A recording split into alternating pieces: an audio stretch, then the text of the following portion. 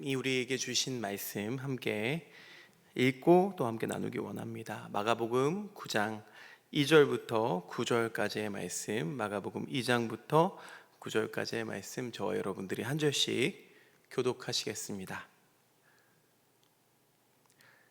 엿새 후에 예수께서 베드로와 야고보와 요한을 데리시고 따로 높은 산에 올라가셨더니 그들 앞에서 변형되사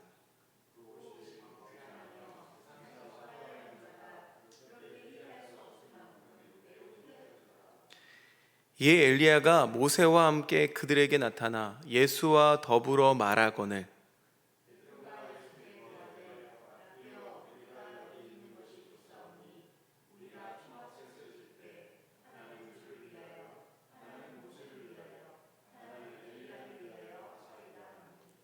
이는 그들이 몹시 무서워함으로 그가 무슨 말을 할지 알지 못함이더라.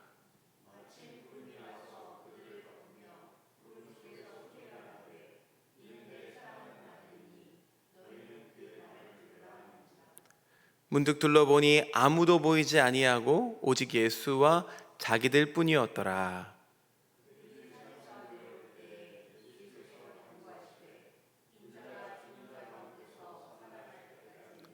본 것을 아무에게도 이르지 말라 하시니. 아멘.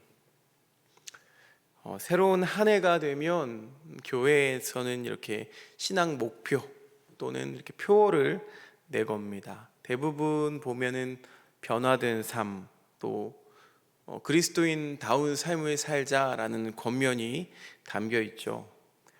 그런데요, 그렇게 되고 싶고 또 그렇게 살고 싶은 간절함이 우리 모두에게 똑같이 있기 때문에 그 표어들에 같이 공감하는 것일 겁니다.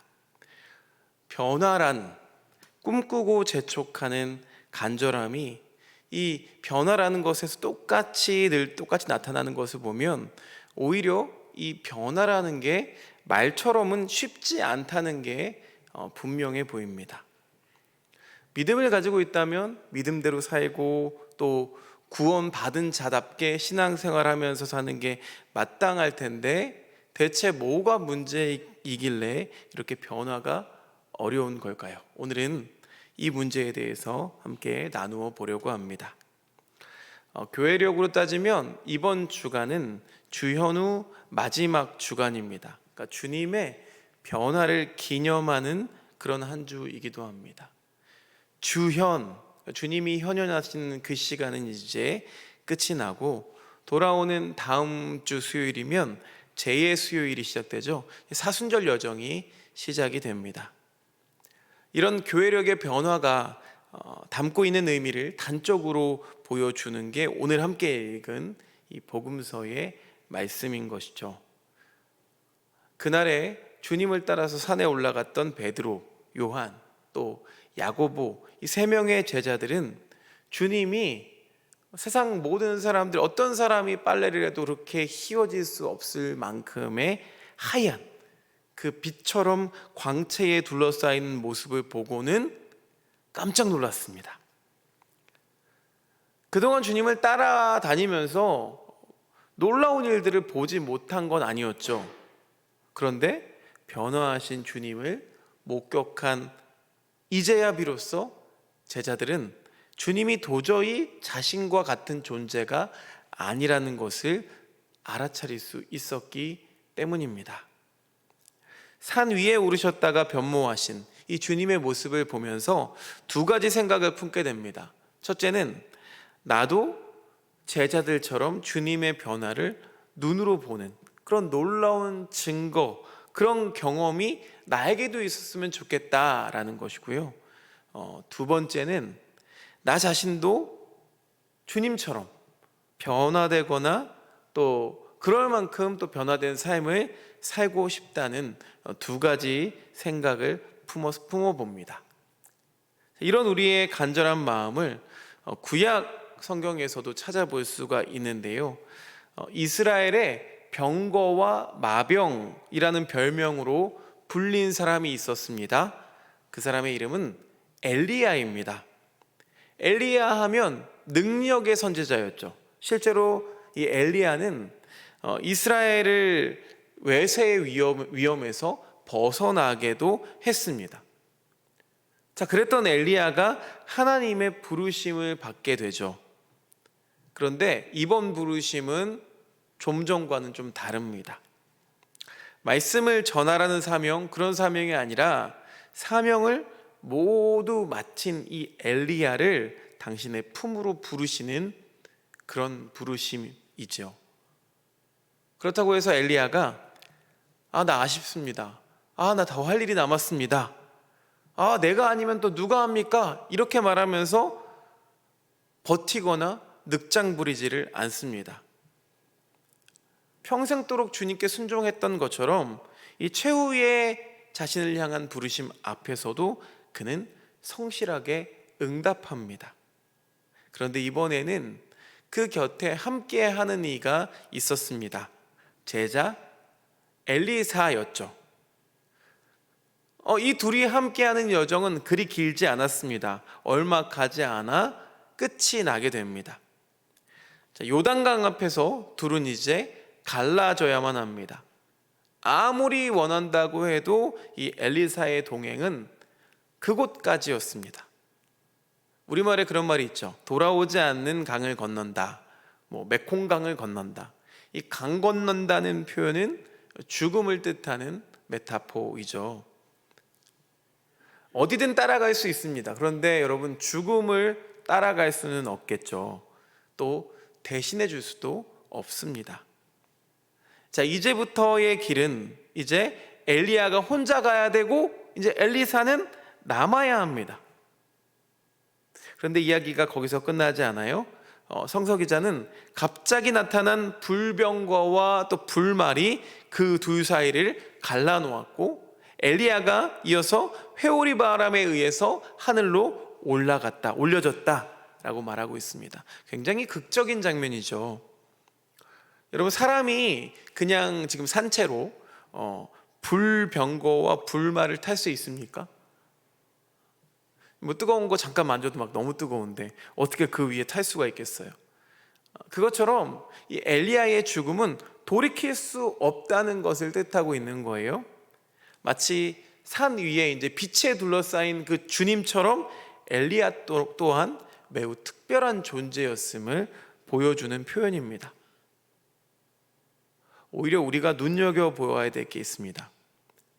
성서 기자가 이야기하려는 핵심 인물이 여기서는 엘리야가 아니었다는 거죠. 엘리야가 제 아무리 대단한 선지자였다고 해도 이제 그 역할은 끝이 났습니다. 역사의 뒤안길로 사라져야 한다는 거죠. 그리고 이제 이스라엘에는 엘리야가 아니라 그만큼 사명과 능력을 가진 새로운 선지자가 필요한 순간이 되었습니다. 그때 엘리사가 이렇게 말하죠. 자, 열왕기하 2장 9절 말씀 세번역 성경으로 우리 같이 한번 읽어보겠습니다. 열왕기하 2장 9절입니다. 시작. 요단강 맞은쪽에 이르러 엘리야가 엘리사에게 말하였다. 주님께서 나를 데려가시기 전에 내가 내게 어떻게 해주기를 바라느냐? 엘리사는 엘리야에게 스승님이 가지고 계신 능력을 제가 갑절로 받기를 바랍니다 하고 대답하였다. 자, 이렇게 간구했던 엘리사가 능력의 종이 되었죠. 실제로 그것 때문에 이 갑절의 영감을 구하는 믿음, 또 간절한 신앙인이 되자, 이런 식으로 이 말씀을 읽는 분들이 많습니다. 자, 하지만 이제 사명을 마치고 떠나는 스승 엘리야에게 당신보다도 더 큰 능력을 얻고 싶다던 이 엘리사의 바람이라는 건 사실 민족의 지도자를 잃어버리게 되는 거잖아요. 잃어버린 채 이 열강의 위협을 헤쳐나가야만 했던 이스라엘 민족 전체의 간절한 바람이기도 했습니다. 엘리사 혼자만의 것이 아니었다는 거죠. 그리고 결국에는 이 엘리사가 스승보다 갑절의 능력을 받고 싶다던 그 바람대로 이루어집니다. 능력 없던 그가 이제는 이 민족의 내일을 밝힐 선지자로 변화된 거죠.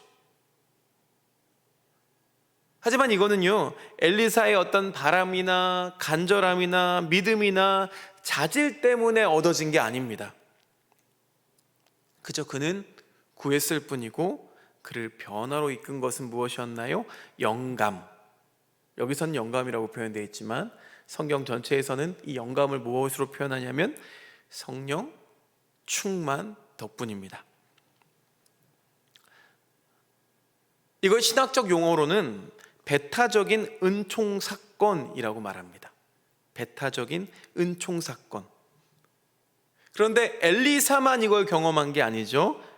방금 우리가 읽었던 말씀처럼 예수님도 빛으로 변모하셨고, 또 우리가 잘 알고 있는 사도 바울도 이런 경험을 했고요, 제자들도, 그리고 교회도 주님의 부활을 목격한 이들은 운명이 뒤바뀌고 또 변화된 사람들입니다. 분명한 건 이 변화된 사람들은 모두 그 사람들은 모두 하늘로부터 부어지는 능력으로, 그러니까 하나님에 의해서만 변화할 수 있다는 것을 우리에게 성경은 보여주고 있습니다. 구체적으로 그들이 어떤 게 변화되었을까요? 여러분이 바라고 소망하는 변화에는 어떤 것들이 있습니까? 올해 여러분이 변화되기를 바라는 것은 어떤 것들이 있으십니까? 아마 전 세계를 통틀어서 한국 교회만큼 이런 변화를 갈망하는 교회는 찾아보기가 힘들 것 같아요. 교회는 그래서 교우들의 말과 행실, 인격과 품성, 신앙생활에 변화를 요구합니다. 교우들 역시 예수님 믿는 사람답게 또 변화되기를 원하죠. 엘리사처럼 갑절의 능력을 얻거나 또 산 위에 올랐던 베드로와 요한과 야고보처럼 그런 경험을 우리는 목말라 합니다. 내가 그거 경험하면, 나에게 갑절의 영감을 부어주시면, 능력을 부어주시면 내가 더 잘 믿을 수 있을 것 같고 변화될 수 있겠다는 기대감 때문이죠. 하지만 오해하고 있는 것이 있습니다. 이 복음서에서 전하고 있는 이 산 위의 사건은 주님의 부활을 경험하고 난 이후의 제자들의 고백, 또 교회의 고백이라는 사실을 망각한 채로 우리가 성경을 읽기 때문이죠. 그렇다면 처음 이 사건을 경험했던 제자들의 반응은 어땠을까요? 제자들은 이 놀라운 사건을 목격했지만 그럼에도 불구하고 얼마 지나지 않아서 십자가 앞에서는 모두 도망치고 말았습니다. 그러니까 이런 사건을 통해서 예수님을 믿게 된 게 아니라는 거예요. 예수님의 부활이라는 그 하나님의 구원을 경험하고 실감한 이들에게만 이 산 위에서 일어난 사건, 예수님의 변화, 또 그리스도로서의 그분의 실체가 그제서야 눈에 들어오게 된 겁니다. 그때 그 모습이 정말 하나님이신 예수 그리스도의 모습이었구나 라는 것을 뒤늦게 깨닫게 됐다는 거죠. 그러니까 제자들의 수준을 우리가 딱 알 수 있어요. 비틀거리는 수준인 거죠. 우리랑 비슷합니다.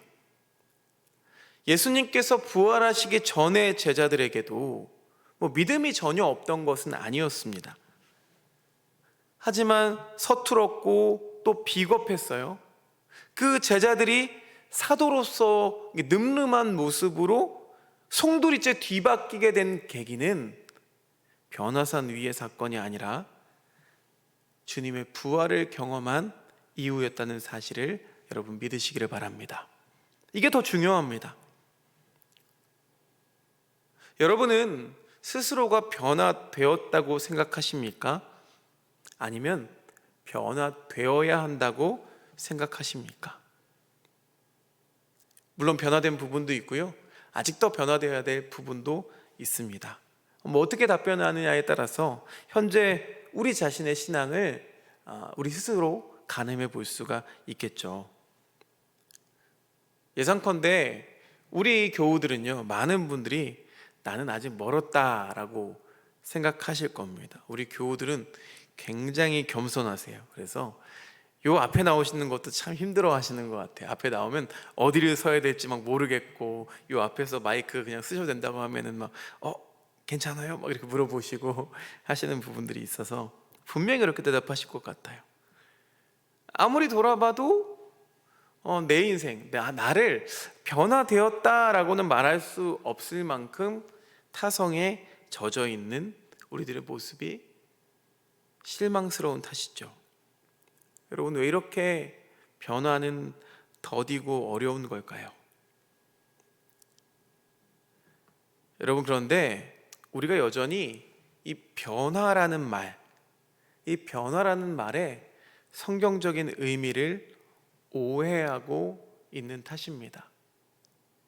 늘 말씀드리지만 이 성경은요, 도덕이나 윤리, 심리학, 교훈 이런 것을 다루고 있는 글이 아닙니다. 오히려 기독교 신앙은 죄로 인해 죽은 우리, 하나님 없으면 죽을 우리가 예수 그리스도 안에서 이제 나는 살았다 라는 복음에 동참하는 겁니다. 우리 구원을 위한 모든 것들을 하나님이 예수 그리스도 안에서 이미 이루셨다는 그 기쁨에 동참하는 거죠. 예수 그리스도의 피 흘림을 통해서 우리는 지금 죽어도 죽지 않은 부활의 생명을 살아가고 있습니다. 물론 이 생명의 실체를 우리는 주님이 다시 오시는 그날에 이르러야 확인할 수가 있게 되겠죠. 분명한 건 이미 주님께서 이루신 그 구원을 내 사건으로, 내 구원으로 경험하는 건 여러분 믿음으로만 가능한 일입니다. 그러니까 이 믿음이 있기 전과 또 믿음 이후에 우리는 절대로 같을 수가 없다는 말입니다. 그러니까 변화가 없다라고 생각하면요, 변화가 없다는 말은요, 죽어 있다는 뜻이죠. 죽은 것은 변화하지 않습니다. 하지만 살아있는 건 아무리 작다고 하더라도, 아무리 더뎌도 날마다 그리고 언제나 변화합니다. 그런데 이미 우리 안에는 그 생명이 있습니다. 이미 우리 안에는 이 복음의 씨앗이 뿌려져 있습니다. 그렇기 때문에 그분의 생명이 있기 때문에 오늘도 우리는 성장하고 변화하는 그런 사람들이라는 거죠. 그러니 자신 있게 변화하고 있다라고 대답해야겠습니다. 물론 여전히 변화산에 오르자라고 하면서 옛날에 그런 기도회 했던 것 같아요. 변화산 기도회, 이렇게 제목을 정해서 간절히 구하는 그런 기도회인 거예요. 변화되길 원합니다. 주님, 내 신앙이 달라지기 원합니다. 여전히 그곳에 오르고 그런 사건을, 또 그런 표징을 내가 경험하고 싶다는, 목격하고 싶다는 불안과 욕망, 이것들을 떨쳐내지 못하기 때문이죠. 하나님께서 이루신 구원, 그리스도께서 열어주신 그 생명이 우리 안에서 이미 자라고 있다는 것을 믿지 못하기 때문입니다. 물론 그런 기도에도 필요합니다. 다시 한번 그 생명이 있다는 걸 깨닫게 하기 위해서는. 다시 한번 오늘 말씀을 찬찬히 묵상해 봅니다. 산 위에서 일어났던 그날의 사건이 오늘 우리들에게 무엇을 말해주고 있나요? 산 위에서 변모하시는 주님과 또 그분 곁에 나타났던 모세와 엘리야를 목격했던 그 제자들의 반응이 오늘의 우리들에게 무엇을 보여주고 있는 걸까요? 말씀 읽어보겠습니다. 6절 말씀, 마가복음 9장 6절 말씀 같이 읽겠습니다. 시작. 베드로는 무슨 말을 해야 좋을지 몰라서 겁에 질렸대요. 그러니까 겁에 질리니까 그냥 나오는 소리를 막 그냥 한 거예요. 제가 지난 주일 말씀에도 나누었던 것처럼 단 한 번도, 지난 수요기도회네요, 단 한 번도 듣거나 보거나 경험해 보지 못한 사건 앞에 서게 되면 먼저 느끼는 감정이 뭐라고요? 기쁨, 환희, 놀라움 이런 것보다는 먼저 두려움에 사로잡힙니다. 하나님을 경험한다는 게 그런 거라고 했어요. 하나님 앞에 직면하는 순간에는 오히려 내 바람이나 내 소원이나 이런 것들을 이루게 해달라고 때를 쓰는 게 애초에 불가능합니다. 모든 것의 근원이신 이 창조주를 경험하게 되면 그냥 말문이 막혀버리는 거예요. 어떤 말을 해야 할지 몰라요. 제자들이 바로 그런 경험을 지금 하고 있는 겁니다. 결론적으로 그날 산 위에서 일어났던 일들은 인간이 조작하거나 또 만들어낼 수는 없는 것들이죠.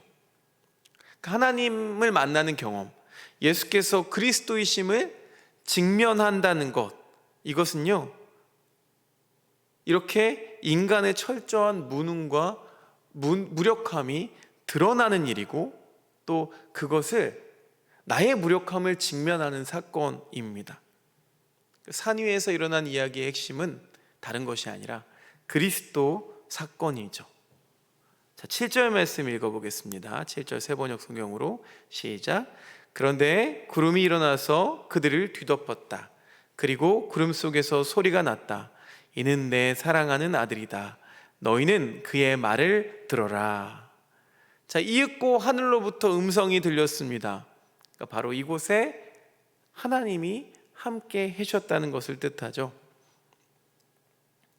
그러면서 이제 곧 주님은 죽음이 입을 벌리고 삼키려 하는 십자가를 향해서 나아가셔야 합니다.